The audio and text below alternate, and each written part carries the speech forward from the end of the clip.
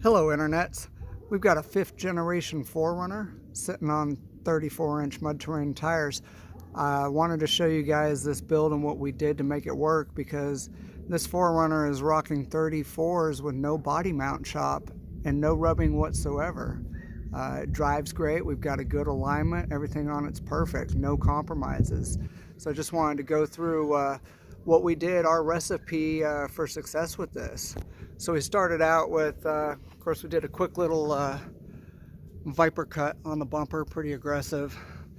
The bumper's coming off soon anyways. We got new ones on order. We did a 3-inch suspension lift kit. So this lift kit came from Yotamafia. This is a Bilstein and Old Man Emu suspension setup. So we got Old Man Emu springs, we got Bilstein 5100 shocks, we got extended brake lines, front and rear, of course. Decent lift kit, it's all right. And then we also have the SPC upper control arms with the SPC adjustable ball joint. To show you here, we've got I don't know if the camera will pick it up. We got 285, 75, 17 tires. Math works out to a 33.9-inch tire, but these Yokohama Geolander Mud Terrains actually measure out at 34.1. So we have a true 34-inch tire sitting on this truck with no body mount chop. As we look back here, we can see, if you'll point out, the body mount is clearly in place. And we've got plenty of clearance. We've had it flexed out off-road, no issues rubbing there, and we didn't even have to trim up the rear wheel well there. So no rubbing whatsoever. We did have to lose the mud flap though, but that's no big deal. So one of the things that has helped us achieve this without the body mount chop is sticking with the stock tire or stock wheels, at least the stock offset. So these are standard SR5 wheels, and because we didn't go with an aftermarket wheel with more negative offset, this wheel's not sticking out any farther, because if it starts sticking out farther, it gets closer and closer to the body mount. The other big magic that we have going on here is these SPC upper control arms. Those are awesome, super awesome. So we have it set up to give 2 degrees positive caster per the recommendations for a 3-inch lift from SPC. That's what they recommended, is setting the ball joint up for 2 degrees positive caster.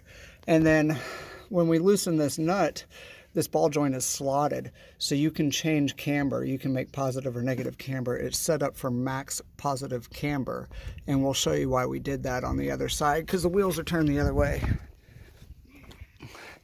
My lovely assistant, Hot Sauce 678, will show us. He can put his fingers in between the tire and the upper control arm. So if we were to loosen that bolt or loosen that nut and make camber more negative, we're decreasing the distance between the tire and the upper control arm when the tires turn, and these 285 wide tires will rub on the upper control arm. So you got to rock max positive camber adjustment on the upper control arm. And we'll show you what we did with the alignment.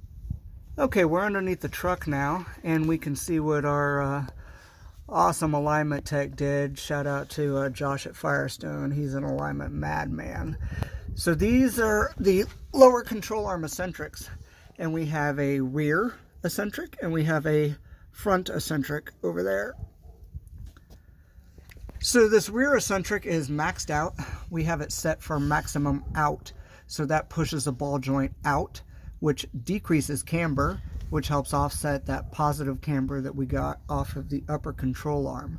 So we got the lower eccentrics, or I'm sorry, the rear eccentrics left and right, max positive. So max positive, positive is in pushing the ball joint forward for positive caster. And also, I guess it'd be maxing it out for negative camber if you want to think of it that way. The front eccentrics, front and back, so this is the front of the control arm, it's set at almost a neutral position. So what we've achieved here with the alignment is 3.6 degrees positive caster left and right, and 0.5 degree positive camber left and right. So for a lifted vehicle, that's pretty darn good. That's pretty close to factory spec. That puts the caster right in spec and puts the camber almost in spec, just 1/10 of 1 degree out of spec. But 0.5 degree positive camber is really, there's not going to be any noticeable drivability issues or any noticeable tire wear, especially if we rotate the tires often enough. And the truck drives like a dream, very stable down the highway, drives great. So just to recap, the secret sauce to make all this work is factory offset wheels, SPC upper control arms and ball joints, and a really good alignment technician. If you guys need to do some more homework, I suggest you check out Tinker's Adventure channel and study up on alignment angles. Thanks for watching.